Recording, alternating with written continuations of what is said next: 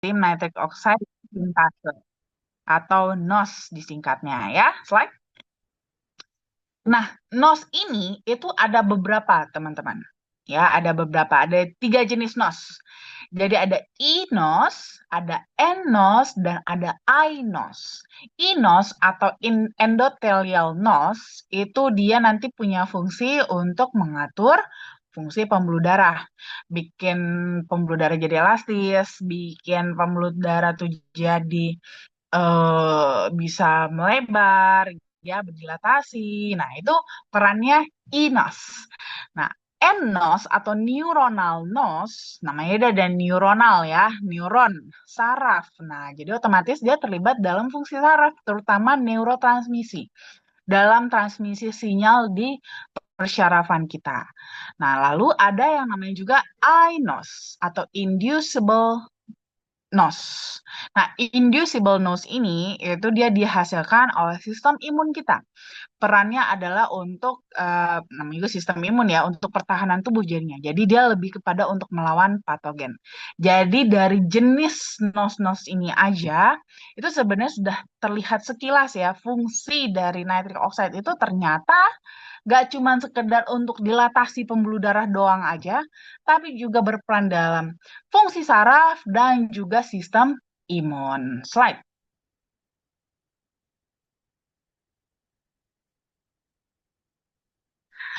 Nah, karena dia diproduksi oleh tubuh kita secara alami, jadi ada juga faktor-faktor yang bisa membuat dia itu stoknya tuh jadi nggak banyak, ya menghambat produksinya ataupun ya tadi ketersediaannya bisa berkurang. Apa aja nih yang bisa bikin jadi jumlah stok nitric oxide ini bisa kurang?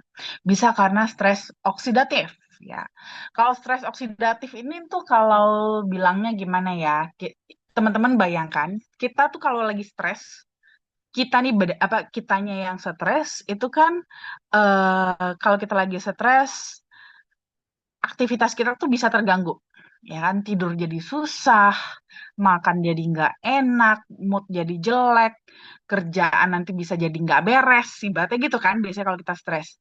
Nah, stres oksidatif ini adalah stres versi selular gitu ya, stres yang dialami oleh sel kita. Nah, sel kita itu seperti kita juga sama. Kalau dia stres, ya dia bisa terganggu. Dia bisa bekerja dengan tidak benar, ya. Terus juga dia bisa jadi sakit karena stresnya, ya. Nah, stres oksidatif ini siapa yang bisa bikin jadi stres oksidatif? Karena radikal bebas. Jadi radikal bebas itu mengakibatkan stres pada seluler kita. Bahkan termasuk ke cuma sel-sel tubuh kita juga, termasuk nitric oxide juga bisa dirusak oleh si radikal bebas ini, ya. Sehingga ini akan membuat nitric oxide-nya itu jadi jumlahnya berkurang, kerjanya juga jadi terganggu otomatis ya, stoknya jadi berkurang gitu ya. Terus bisa juga karena memang nutrisinya yang kurang. Kalau nutrisi kurang, bahan baku kurang, ya produksi jadi kurang. Apa nutrisi yang kurang? Biasanya kalau untuk nitric oxide itu tadi ya, hubungannya terutama adalah L-arginine. Jadi kalau kita kekurangan L-arginine itu bisa mengakibatkan produksi nitric oxide pun jadi kurang juga. Selain L-arginine bisa juga koenzim penting seperti BH4. Kalau kita kekurangan BH4 juga bisa membuat produksi NO jadi lebih terhambat. Slide.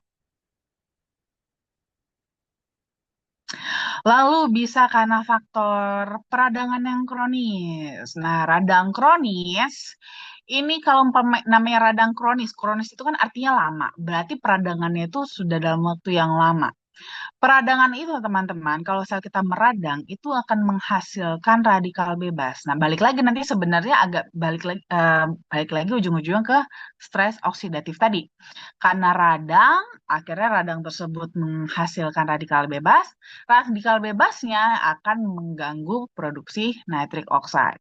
Dia akan merusak si sel endotelnya, mengganggu sel endotelnya sendiri, termasuk juga ngerusak nitric oxide yang sudah terproduksi.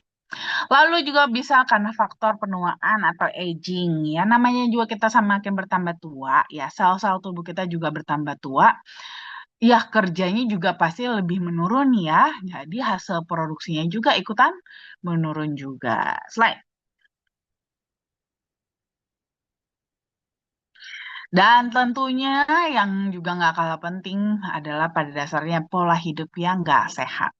Jadi kalau kita punya pola hidup yang nggak sehat, itu juga sama ya, mempengaruhi jumlah NO di dalam atau nitric oxide dalam tubuh kita. Seperti kebiasaan makan makanan yang tinggi lemak jenuh, ini akan membuat produksinya itu jadi berkurang.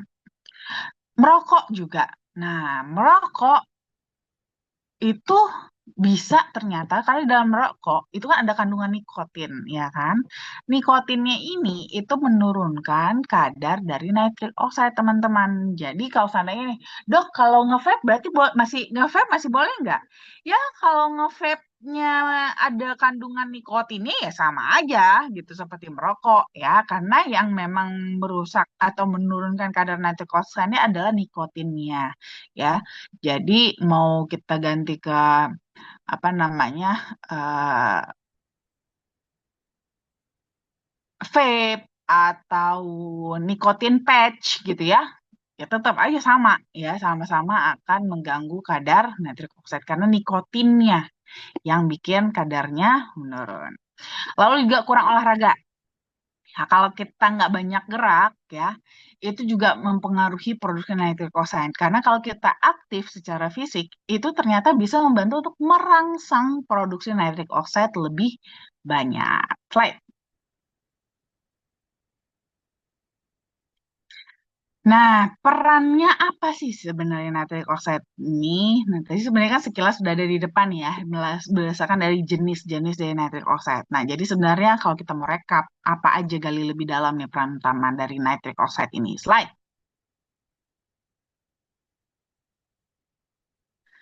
Nah, jadi dia memang tentunya utamanya adalah untuk vasodilasi ya atau pelebaran pembuluh darah.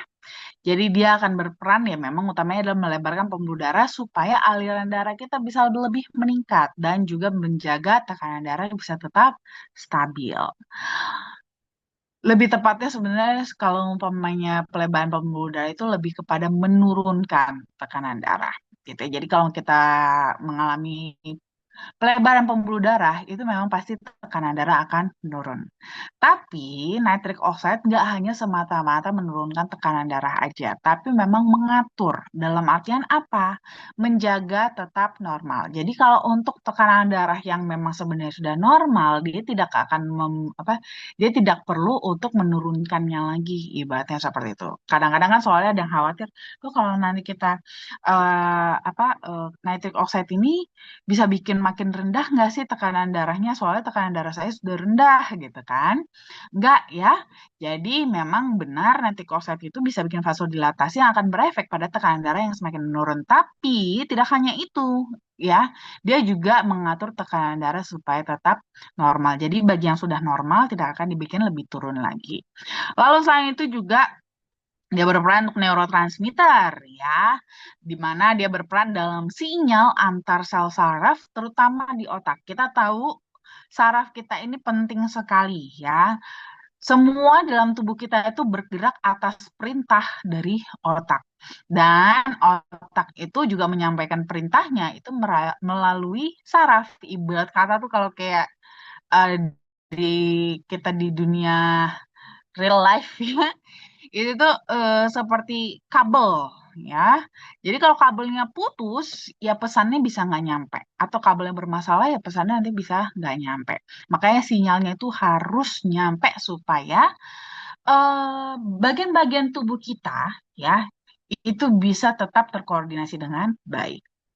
Lalu selain itu juga dia berperan dalam sistem kekebalan ya. Tadi ya salah satunya adalah iNOS ya atau inducible NOS. Di mana inducible NOS ini atau iNOS itu menghasilkan nitric oxide yang berperan dalam membantu melawan bakteri dan virus. Slide. Lalu dia juga punya peran anti peradangan atau anti inflamasi ya. Nah, kita tahu memang di dalam tubuh kita ini itu ada peradangan-peradangan yang bisa aja tidak kita rasakan gitu. Kita kan kalau umpamanya berpikir, oh ada radang, namanya radang itu kan ada bengkak, demam, panas, ya kan, nyeri. Nah, di bagian di area-area tertentu dalam tubuh kita dan mungkin dalam ukuran tertentu ya yang lebih kecil itu peradangan-peradangan tersebut itu bisa nggak terasa sama kita tapi ada. Nah, ini biasanya nanti yang karena dia tidak terasa sama kita, otomatis kita tidak memberikan treatment kan terhadap masalah tersebut gitu, karena di luar radar pantauan kita, ya kan? Nah, di sini nitric oxide yang akan bantu kontrol, karena dia punya efek antiinflamasi, dapat membantu mengurangi peradangan di dalam, terutama di dalam pembuluh darah. Slide. Nah, cara kerjanya gimana? Nah, ini terutama untuk yang proses vasodilatasi ya. Kok bisa sih nitric oxide itu bikin pembuluh darah kita tuh jadi melebar? Nah, tadi jadi pertama nitric oxide itu akan diproduksi terlebih dahulu. Ya, dia akan disintesis di endotel di mana nanti setelah diproduksi oleh si sel-sel endotel yang di pembuluh darah kita itu, nanti baru nitric oxide-nya akan dilepaskan, ya, dilepaskan ke aliran darah.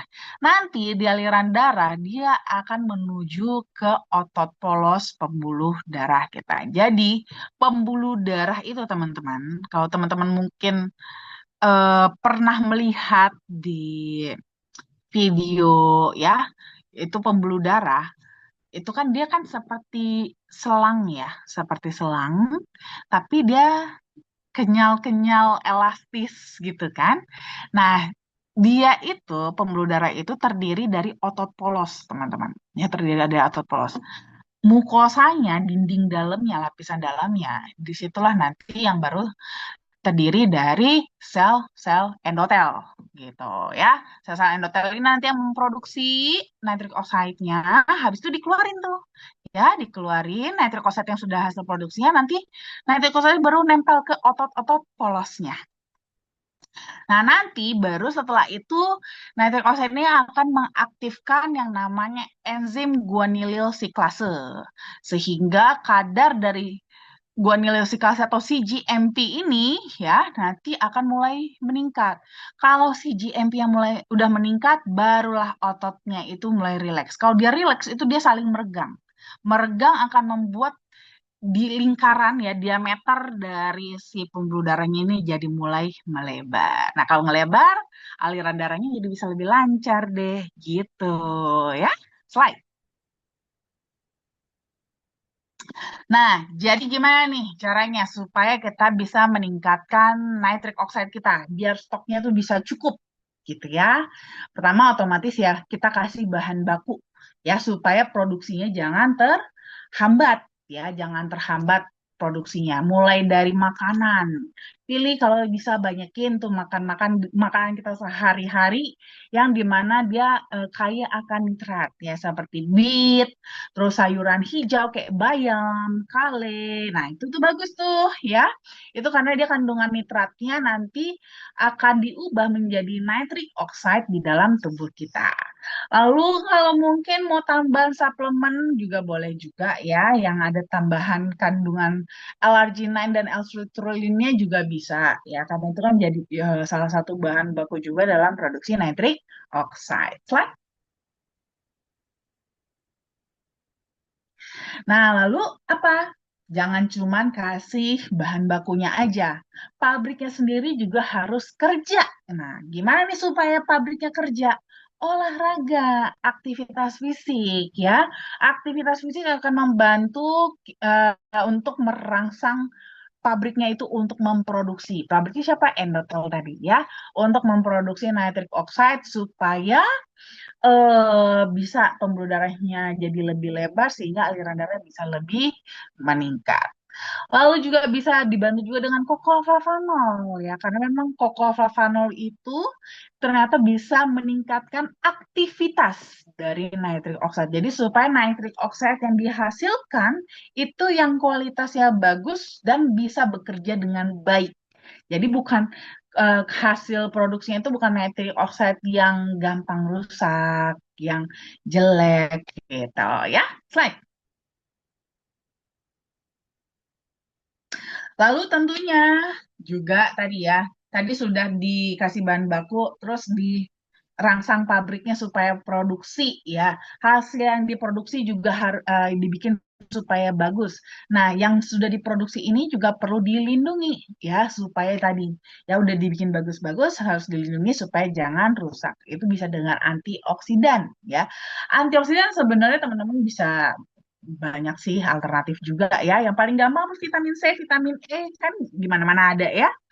Nah, ini bisa dari buah-buahan, ya boleh. Ya, itu bagus banget karena antioksidannya tinggi. Nah, ini bisa membantu juga melindungi NO dari kerusakan oksidatif tadi akibat dari radikal bebas. Terus juga mungkin boleh juga ya, kalau mau konsumsi suplemen nitrat juga bisa ya, seperti jus beet atau ekstrak arugula ya. Itu juga bisa dia tadi sebenarnya versi dari eh, makanan, cuman udah bentuk suplemen aja ya. Prinsipnya sama, dia punya kandungan nitrat yang nantinya di dalam tubuh akan diubah menjadi nitric oxide. Slide. Nah, memperkenalkan nih produk kesayangan kita yaitu Cocoa Flavanol, ada varian yang original, DTM liquid, dan juga NutriFlow. Slide.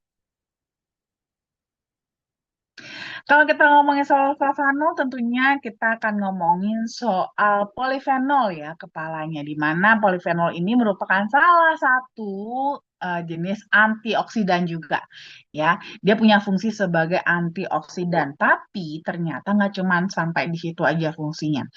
Karena kandungan flavanol yang tinggi, terutama pada kokoa, itu terbukti juga secara klinis bermanfaat untuk fungsi kardiovaskular karena dia bisa memberikan efek jangka pendek yaitu dilatasi atau pelebaran pada pembuluh darah. Cuman memang nggak mudah untuk mendapatkan manfaat atau kadar flavanol yang tinggi pada kokoa tersebut karena biasanya proses pengolahan biji kakao sendiri untuk menjadi bubuk kokoa itu cenderung menghancurkan kadar flavanolnya. Makanya dibutuhkan metode khusus dalam pengolahan biji kakao supaya bisa tetap mempertahankan kadar flavanolnya bisa tetap tinggi pada bubuk kokoanya. Slide. Nah, untungnya di sini perusahaan kita yaitu Berry Callebaut udah ketemu metodenya. Nah, metode yang mereka temukan ini itu bahkan sudah dipatenkan teman-teman karena memang telah terbukti dapat mempertahankan hingga 80% kadar flavanol awalnya. Ya. Jadi pada bubuk kokoa hasil produksi tersebut itu telah terbukti mengandung kadar flavanol yang tinggi dan bahkan bubuk kokoanya sudah mereka kasih brand Acticoa ya dan Acticoa inilah yang menjadi bahan baku semua lini produk Cocoa Flavanol FHI. Slide. Kalau soal studi klinis sudah ada banyak banget sebenarnya. Teman-teman bahkan bisa searching sendiri di Google juga ada ya. Ini ada salah satu studi klinisnya memang yang meneliti hubungan antara kokoa dengan fungsi endotelium dan juga nitric oxide. Jadi memang ternyata dari hasil studi klinis tersebut, konsumsi flavanol dalam 4 minggu itu sudah dapat meningkatkan fungsi endotelium dalam memproduksi nitric oxide dengan lebih baik. Slide. Lalu ada juga nih studi klinis ya, beberapa studi klinis yang bahkan sudah dipatenkan. Ini ada satu, yang pertama adalah yang untuk fungsinya untuk kulit. Ya, ternyata Cocoa Flavanol itu bagus untuk kesehatan kulit juga. Wow, ya, ternyata bisa membantu untuk menunjang penampilan dan ini bahkan sudah dipatenkan studi klinisnya. Mungkin bagi wanita, para wanita nih, teman-teman yang cewek-cewek ya, mungkin cukup familiar sebenarnya dengan coklat ya kan, lulur coklat, masker coklat. Nah, ternyata itu tuh nggak semata-mata sekedar untuk supaya karena wanginya enak gitu ya, enggak. Karena memang ada kandungan flavanol di sana ya. Jadi ternyata cocoa flavanol itu bisa membantu untuk anti-aging teman-teman. Mulai dari memperbaiki struktur kulit, meningkatkan elastisitas kulit, mengurangi garis halus, sampai meningkatkan kelembaban kulit. Slide. Nah, lalu ada juga studi klinisnya itu yang sudah dipatenkan juga sama. Kalau ini kasusnya adalah untuk prostat, terapi prostat. Jadi ini buat yang tadi buat mungkin kebanyakan cewek-cewek walaupun zaman sekarang sih semua juga mau ya. Mau bapak-bapak, mau ibu-ibu, remaja, semua usia ya, itu pengen awet muda kan. Nah, kalau ini lebih khusus memang kepada bapak-bapaknya ya. Ini studi klinis adalah untuk prostat. Jadi kalau pada pria kan memang akan mengalami pembesaran prostat, cuman kecepatan membesarnya akan berbeda-beda. Bahkan pada beberapa orang pembesaran prostat tersebut itu bisa beresiko bahkan sampai kepada kanker prostat. Ternyata dari hasil studi klinis ini kokolflavanol itu bisa digunakan sebagai terapi masalah prostat tersebut ya. Bisa membantu untuk memperlambat atau menghambat eh, pembesaran prostat, bahkan menurunkan resiko kanker prostat. Selain lalu ada juga studi klinis untuk nurunin berat badan ternyata ya. Ternyata kokolflavanol juga bisa untuk membantu menurunkan berat badan, tapi bukan dengan bikin buang-buang air, melainkan dengan cara meregulasi ekspresi gen dalam memetabolisme lemak. Jadi membuat gen kita, sel-sel tubuh kita itu lebih efektif dalam memetabolisme lemak. Jadi lemak itu bisa dimetabolisme menjadi energi, tidak hanya sekedar disimpan aja, ditumpuk-tumpuk di dalam tubuh. Slide. Lalu selain itu juga ternyata secara klinis kokolflavanol juga ternyata memiliki efek antivirus juga ya, terutama untuk virus-virus di saluran pernafasan ya. Jadi ternyata flavanol itu dia bisa menekan aktivitas ya dari virus pernafasan, termasuk salah satunya adalah virus COVID-19 juga. Nah, jadi ternyata dia bagus. Jadi ibarat kata nih teman-teman, bukan tidak terinfeksi ya dengan virus tersebut, tapi perkembangan virus tersebut di dalam tubuh itu jadi bisa lebih dihambat. Ini akan berdampak pada gejala yang akan dirasakan nanti akibat dari viral load-nya yang lebih kecil. Selain Selain ada Cocovanocanol, ada juga teman-temannya nih ya, yaitu Centella asiatica. Nah, Centella asiatica atau daun pegagan ini itu sebenarnya lumayan terkenal beberapa tahun belakangan ini adalah untuk skincare. Karena dia bagus sekali untuk kulit sensitif, sehingga cocok untuk semua jenis kulit. Ya, untuk ngurang-ngurangin peradangan, kemerahan, masalah-masalah kulit itu bagus banget Centella asiatica ini. Nah, selain Centella asiatica ada juga black garlic. Nah, black garlic itu juga sebenarnya lumayan populer ya, terutama untuk teman-teman yang sudah melanglang buana di di dunia kardiovaskular ya, alias penyakit-penyakit eh, darah ya, penyakit-penyakit pembuluh darah seperti hipertensi, stroke, jantung dan teman-temannya ya. Itu biasanya lumayan familiar dengan black garlic ini. Mulai dari garlic terus habis itu jadi berkembang ke black garlic. Garlic itu kan bagus banget ya untuk membantu menjaga kesehatan kardiovaskular kita. Black garlic adalah versi fermentasi dari garlic sehingga aktivitas antioksidannya itu berkali lipat lebih kuat daripada versi yang garlicnya. Sehingga otomatis dia tidak hanya bahkan digunakan nggak cuma untuk penyakit-penyakit kardiovaskular aja, bahkan dia juga sering digunakan untuk mengatasi kanker, tumor, miom, ya. Kalau masalah kolesterol darah tinggi itu udah ya. Termasuk juga bahkan dia juga membantu untuk mencegah stroke, Alzheimer, bahkan sampai ke Parkinson. Slide. Lalu ada vitamin B7. Vitamin B7 ini adalah atau nama lainnya adalah biotin. Itu mungkin memang belakangan terkenalnya lebih kepada manfaatnya untuk rambut ya, untuk melembatkan rambut, untuk ngurangin kerontokan. Tapi sebenarnya nggak cuma itu aja, karena vitamin B7 itu justru dia berperan penting dalam pembakaran protein, karbohidrat, dan juga lemak, alias untuk metabolisme tubuh ya. Jadi ini sangat bagus banget nih, terutama untuk kita-kita yang semakin bertambah usia, metabolisme tubuhnya juga semakin tidak efektif. Lalu ada vitamin C. Siapa yang nggak tahu vitamin C? Semua udah tahu ya. Vitamin C itu bagus banget untuk meningkatkan daya tahan tubuh. Karena sebenarnya dia tidak hanya meningkatkan imunitas kita aja. Tapi memang dia memperkuat struktur kolagen kita, di mana kolagen ini akan berperan nanti untuk membangun dinding sel. Ya, dinding sel kita. Jadi sampai ke tingkat selular kita juga itu kuat gitu ya. Jadi nggak gampang rusak karena kita tahu sel kita itu mengandung yang namanya genetik ya atau DNA-nya kita. Kalau dindingnya aja yang sebagai barrier perlindungan di luarnya aja nggak kuat, gimana mau melindungi yang di dalam, ya kan? Lalu juga tentunya kita tambahkan lagi, kita perkuat lagi antioksidannya dengan cysteine ya. Cysteine ini dia membantu meningkatkan produksi antioksidan kuat sehingga lebih melindungi tubuh dari kerusakan akibat radikal bebas maupun toksin. Slide. Nah, kalau untuk klaim kesehatannya sendiri sebenarnya Ketoconazole ini sudah di-approve oleh EFSA maupun FDA ya.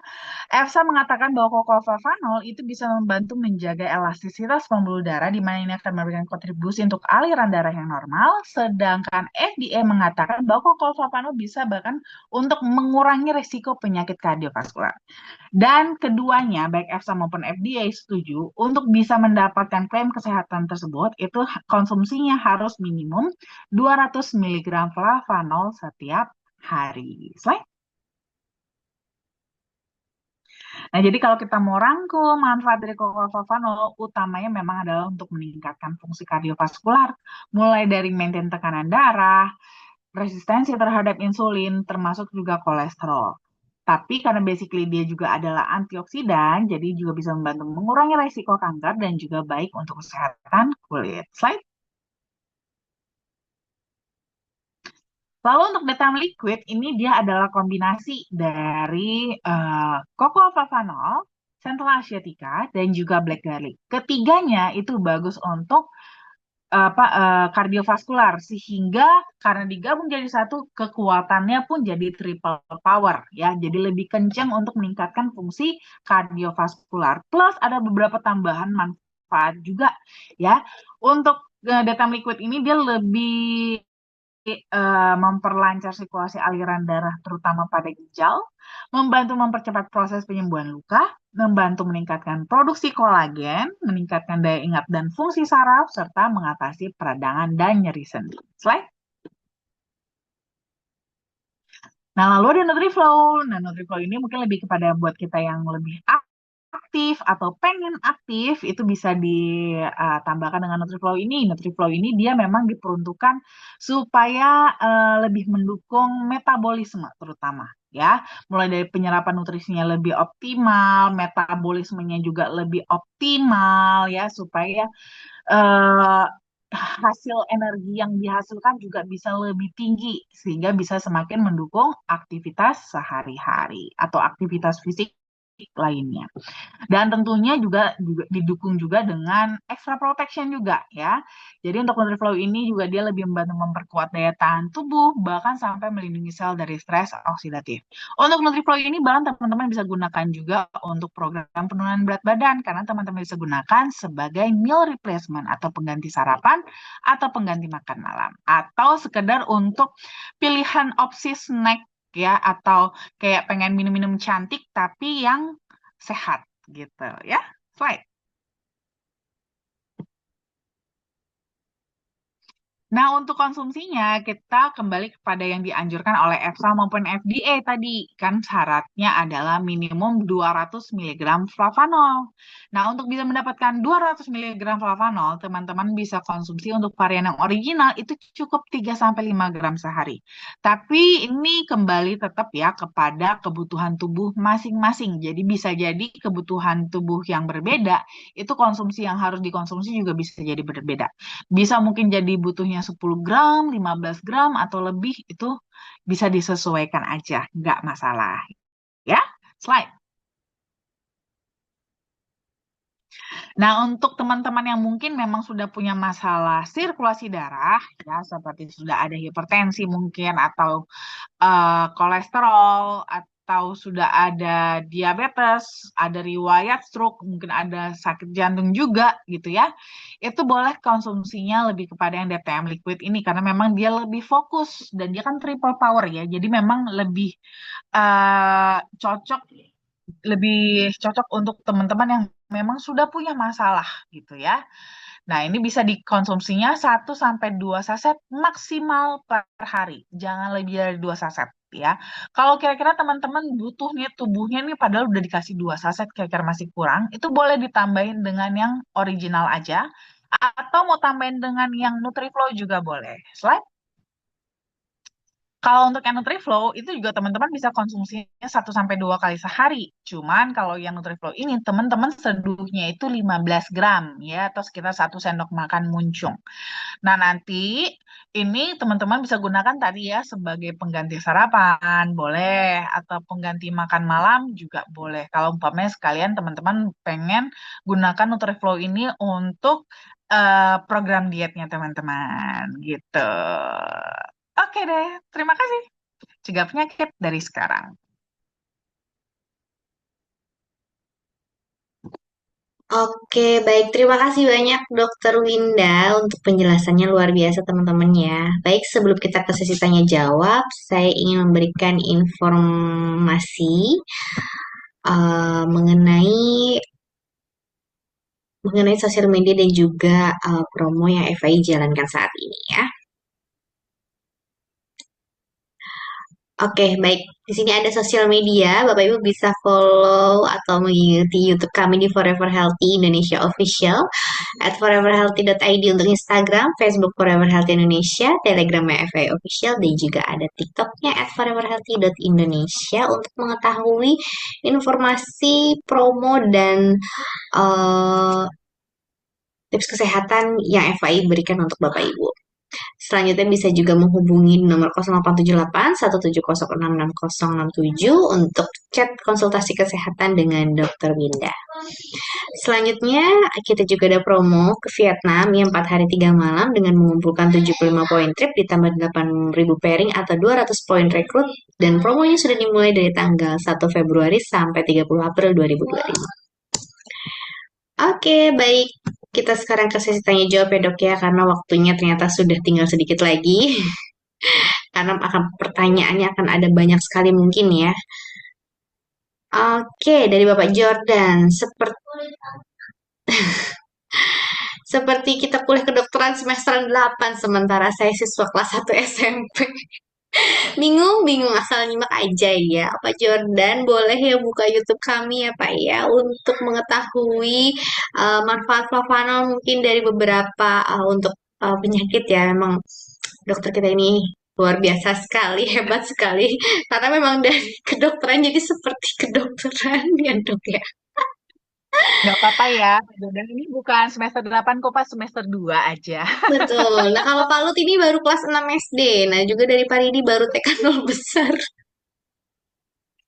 Ya nggak apa-apa kan biar tujuannya kan biar sekali-sekali itu kita bahas topik yang agak sedikit lebih menantang ya kan. Selama ini kan kayaknya enteng-enteng aja nih teman-teman nih dikasih topiknya. Kayaknya kurang seru daripada ngantuk kan kayak kasih agak beratan dikit gitu ya. Oke, baik. Boleh ya, karena di sini pertanyaan chatnya belum ada yang muncul. Jadi boleh saya buka untuk pertanyaannya melalui menyalakan mikrofon. Boleh teman-teman bisa menyalakan mikrofonnya. Silahkan. Dari Pak Jordan rame ya malam ini. Ya, luar biasa rame Pak. Soalnya kangen sama Dokter Winda udah lama nggak ngobrol tentang Kopo Flavanol dan kesehatan. Udah lama nggak belajar ya intinya ya. Iya. Oke, silahkan ada yang bertanya bisa langsung menyalakan mikrofonnya atau mungkin ada yang mau sharing-sharing tentang kemarin kita makan rendang, opor ayam, ketupat sayur, terus langsung diatasi dengan cocoa flavanol. Boleh dibantu teman-teman? Atau mungkin ada yang mau laporan hasil hasil liburan kemarin ada yang merah-merah nggak ininya? Ada merah-merah nggak hasil labnya?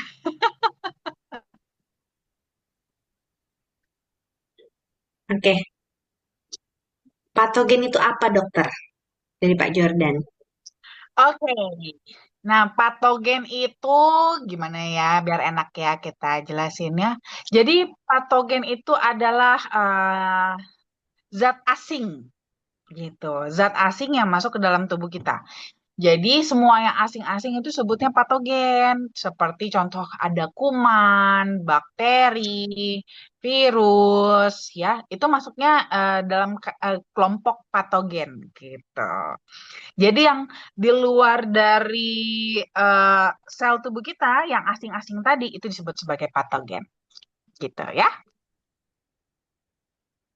Oke, baik selanjutnya dari Berta. Selamat malam Dokter Winda, ada teman anak autoimunnya diserang tulang ekornya, anaknya lumpuh sudah 3 minggu di ICU, sekarang lagi terapi IVG, harusnya dikasih Flavanol yang mana ya dok? Terima kasih sebelumnya Dokter Winda. Oke, ini kira-kira umur berapa, Bu, anaknya?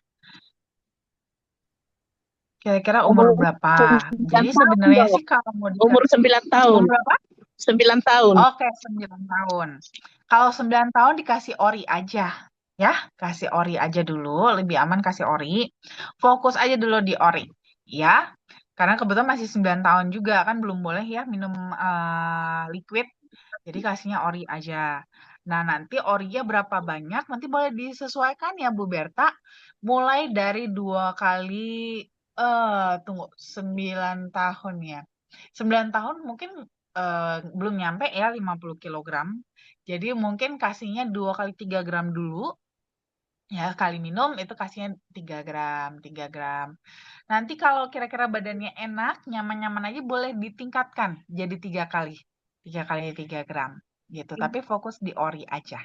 Ya, Itu itu kan ori pahit ya, dok. Boleh dikasih madu nggak ya? boleh, boleh, nggak ada masalah. Mau dikasih Oh, madu boleh. boleh, Ya baik. atau dicampurin ke susunya juga boleh kok Bu, nggak ada masalah. Oh iya, soalnya anaknya juga belum ini sih, sekarang masih pakai sonde. Kemarin Hmm, dibolongin lehernya buat pernapasan. iya, Jadi untuk minum susu sama minum air putih masih pakai sonde. iya, nggak apa-apa. Nah, sebenarnya kan kalau dia pakai sonde kan dia nggak ngerasain ya, Iya. sebenarnya. Dia kan nggak ngerasain. Jadi sebenarnya nggak ngaruh sih pahit atau enggak gitu. Jadi sebenarnya nggak ada masalah kalau seandainya dikasih ori. Tapi kalau umpamanya mau biar lebih gampang gitu sekali apa masuknya barengan sama susunya gitu, itu boleh. Atau mau sama buburnya, makanannya, boleh. Oh iya baik. Oke. Terima kasih banyak dok. Sama-sama. Ini banyak banget di sini. Tuh banyak makan bumbu ini. Oke, selanjutnya pertanyaan dari Ibu Lina Rashid. Kalau kista ukuran 8 cm, apa cukup minum Flavanol atau harus operasi? Nah, ini akan tergantung Bu, lokasi kistanya di mana. Gitu ya, tergantung lokasi kista di mana. Karena sebenarnya kista itu kan dia memang masuk kategori tumor, tapi urgensinya apakah dia harus segera atau tidak dioperasinya itu akan tergantung lokasi. Karena dari mana lokasinya itu akan mempengaruhi efeknya dia gitu. Efeknya dia untuk mengganggu sel-sel di sekitarnya. Apakah vital atau tidak gitu ya. Jadi akan tergantung nih posisi kisahnya di mana dulu. Apakah di rahim atau di mana gitu kan? Karena kan bisa beda-beda gitu ya. Atau di payudara gitu kan. Umpama ini contohnya ada kisah di mana di payudara. Kalau di payudara nggak urgent ya, nggak urgent untuk dioperasi. Contohnya seperti itu. Jadi nggak terlalu perlu untuk segera dioperasi. Kita coba terapi ini aja dulu, terapi yang non invasif ibaratnya bisa dengan salah satunya dibantu dengan Cocoa Flavanol gitu, atau mungkin dari dokter juga ada terapi hormon seperti itu. Tapi kalau seandainya mungkin pamannya kistanya kista di rahim gitu kan, dan mungkin akibat dari kista tersebut mengakibatkan perdarahan. Nah, itu kan beda nih case-nya gitu ya. Jadi nggak semata-mata sekedar ukuran saja, tapi juga lokasi juga akan mempengaruhi gitu. Nanti mempengaruhi gejalanya apa gitu. Kalau seandainya dia kistanya walaupun umpamanya 8 atau kista ginjal contohnya. kista ginjal. Efeknya apa nih sejauh apa nih dia sudah mulai mengganggu ginjalnya? Kistanya biasanya soalnya kista ginjal seringnya justru di luar. Di luar itu dia tidak terlalu mengganggu sekali. Nah, makanya jadi biasanya kadang-kadang masih bisa agak nunggu gitu ya, agak mengulur waktu untuk operasi yang nggak harus terburu-buru banget.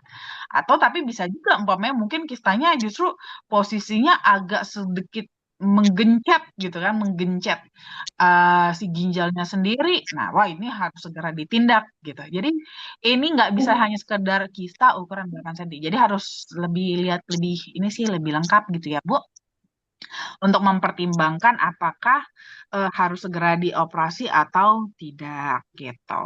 Tapi itu dia tadi ada beberapa kondisi situasi yang sebenarnya kalau dia tidak terlalu tidak terlalu urgent ya, itu masih bisa kita coba yang non invasif dengan salah satunya kita bantu dengan Cocoa gitu. Tapi kalau memang sudah ada gejalanya sudah yang mengganggu sekali ya, seperti tadi sudah mulai ada perdarahan. Nah, itu kan bisa berbahaya karena kan bisa meluas masalahnya. Itu sebaiknya dioperasi. Gitu ya, Bu Lina.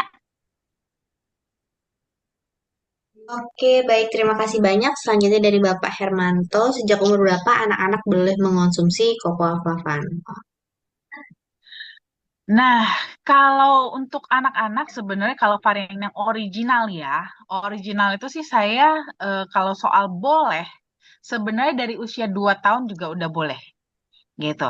Pada dasarnya adalah dia boleh mulai konsumsi kovavanol sejak eh, pencernaannya sudah matang. Biasanya kan yang sudah matang itu sudah 2 tahun ke atas gitu ya, 2 tahun ke atas pencernaannya sudah matang, pada dasarnya sudah matang itu sudah boleh sebenarnya untuk mengkonsumsi kokoafavanol.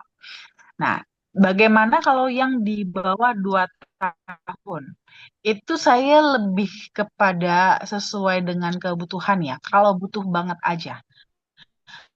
Contoh, mungkin dia ada masalah kesehatan ya, umpamanya dengan hidrosefalus lah atau apa gitu ya.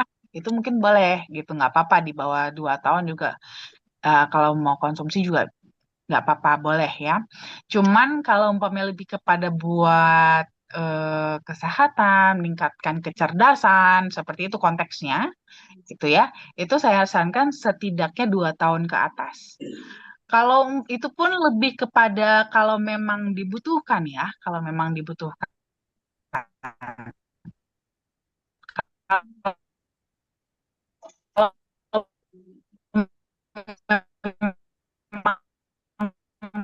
memang lebih ya gitu, lebih aman lagi karena udah benar untuk pencernaannya. Tapi pada dasarnya sebenarnya dari 2 tahun sih sudah mulai boleh kok. Gitu. Tapi jangan diberikan pada anak-anak. Kalau liquid itu biasanya saya lebih menganjurkan kalau sudah setidaknya 18 tahun ke atas. Gitu kalau untuk liquid. Karena bukan karena dia berbahaya, cocoa dan juga garlic. Cocoa flavanolnya sih sebenarnya aman-aman aja. Tapi untuk centella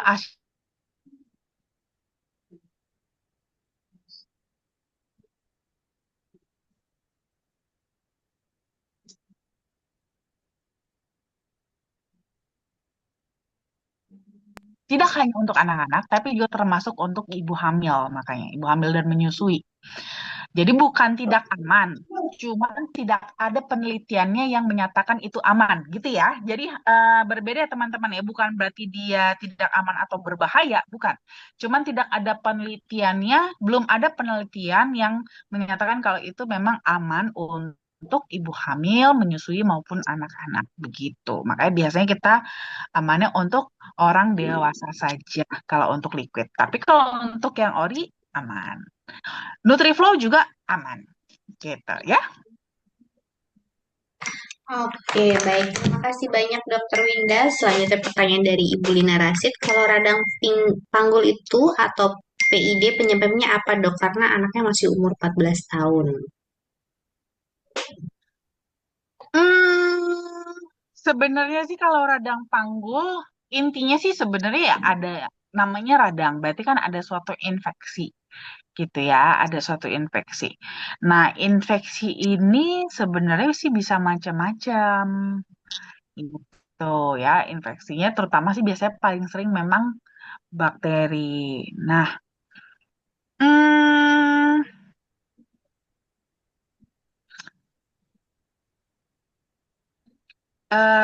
sebelumnya saya minta maaf ya kalau seandainya ini mungkin agak sedikit sensitif. Ya, sebelumnya saya minta maaf dulu kalau seandainya mungkin ini agak sedikit sensitif. Cuman memang biasanya, ya saya juga nggak mau ini ya. Jadi teman-teman tolong menanggapinya dengan bijak ya. Jadi untuk PID ini memang biasanya itu seringnya, seringnya ada hubungannya dengan hubungan seksual gitu. Ada hubungannya dengan seksual. Tapi bukan berarti, wah jangan-jangan berhubungan seksual. Belum tentu. Ada sekian persen sedikit juga memang karena faktor ya hygiene. Ya hygiene bisa gitu kan. Karena ini soalnya masih umurnya 14 tahun. Jadi mungkin saya sarankan sih kalau untuk PID kasus seperti ini sih sebaiknya langsung ke dokter. Ya, sebaiknya langsung ke dokter untuk memastikan gitu. Kira-kira penyebabnya sebenarnya apa gitu. Biar lebih enak gitu. Soalnya agak sensitif ini. Ya. Oke, baik. Terima kasih banyak Dokter Winda untuk penjelasannya.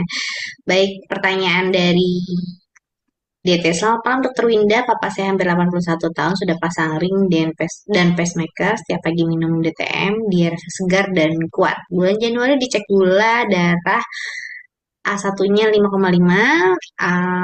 HB, makin Maretnya 6,5. Kenapa ya dok? Apa harus minum DTM terus atau ditambah original? Oke, nah ini bisa beberapa faktor sih. Pernah cek ini nggak sebelumnya? Apa namanya? Apakah ada diabetes nggak? Gitu. Apakah ada riwayat diabetes juga? Lalu kalau memang ternyata ada, obat diabetesnya bagaimana? Apakah diminum secara rutin, tetap minum secara rutin kah? Gitu.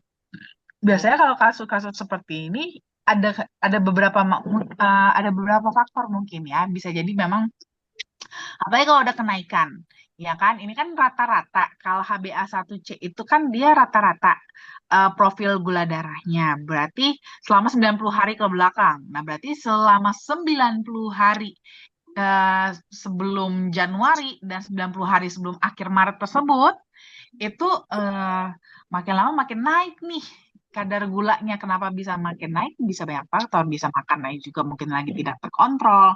Mungkin kalau biasanya rutin minum obat gula, mungkin entah obat gulanya lagi agak dikurangin atau bagaimana, atau ada bolong-bolongnya itu bisa banyak faktornya gitu ya. Kalau soal konsumsi DTM-nya itu udah benar, udah bagus. Tapi mungkin memang karena beberapa faktor-faktor tadi, itu kebutuhannya jadi kurang. Gitu. Mungkin bisa jadi kebutuhannya kurang. Boleh ya, Pak, ditambahin ori, bisa ya. Ditambahin aja orinya. Nanti tambahin orinya mulai dari 5 gram dulu aja. Jadi mungkin umpamanya DTM-nya udah minum 2 nih. Nanti bisa ditambah ori 5 gram lagi. Ya, gitu. Bisa ditambah ori 5 gram. Terus juga nanti dievaluasi kalau nanti setelah sorry, ya sebaiknya setelah 30 hari. Ya, setelah 30 hari nanti mungkin boleh cek. Ya, jadi mungkin nanti dicek dulu sebelum, ini kan kebetulan ngeceknya HbA1c. Nah, HbA1c kan kalau umpamanya 30 hari lagi sebenarnya agak kurang efektif ya kalau untuk nilai HbA1c lagi. Jadi mungkin nanti boleh umpamanya kalau mau itu bisa yang pertama eh cek darahnya dulu, gula darah puasanya berapa. Nanti baru ditambahin orinya 5 gram, tambahin 1 kali 5 gram. 30 hari kemudian ya 1 bulan cek lagi evaluasi. Kira-kira segitu udah cukup atau enggak? Kalau kurang nanti tambahin lagi jadi 2 kali 5 gram. Gitu, evaluasi lagi 30 hari lagi.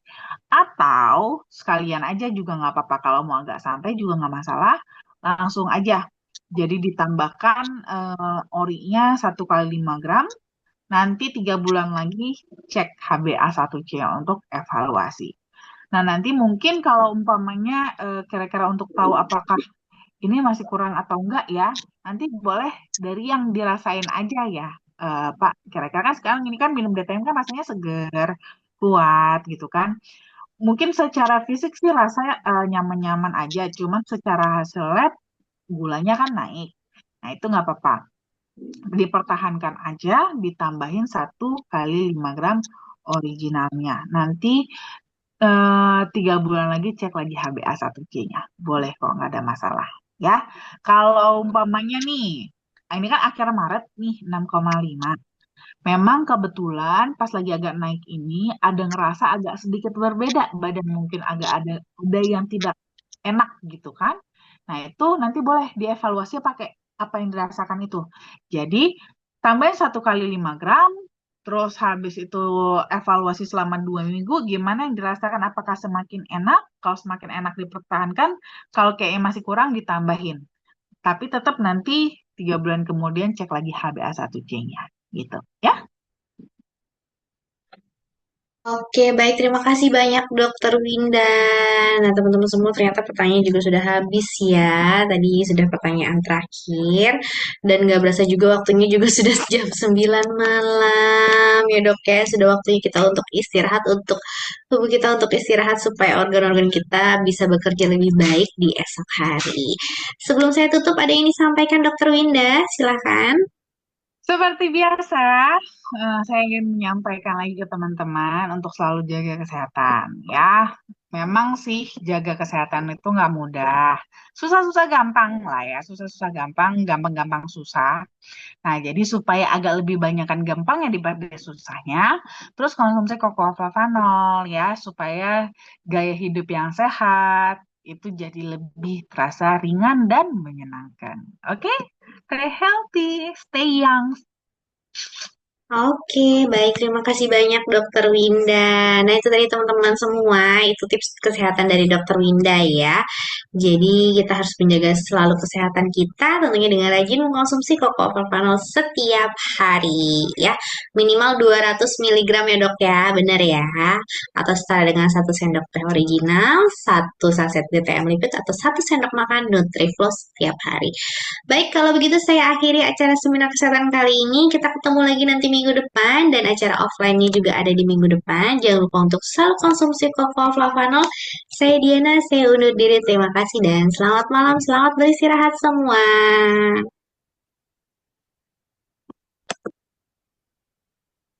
Terima kasih dok. Thank you, Bu Diani. Sama-sama. Makasih dok. Terima Terima kasih, kasih, Selamat Dok. malam, Mbak Diana. Selamat malam, dokter.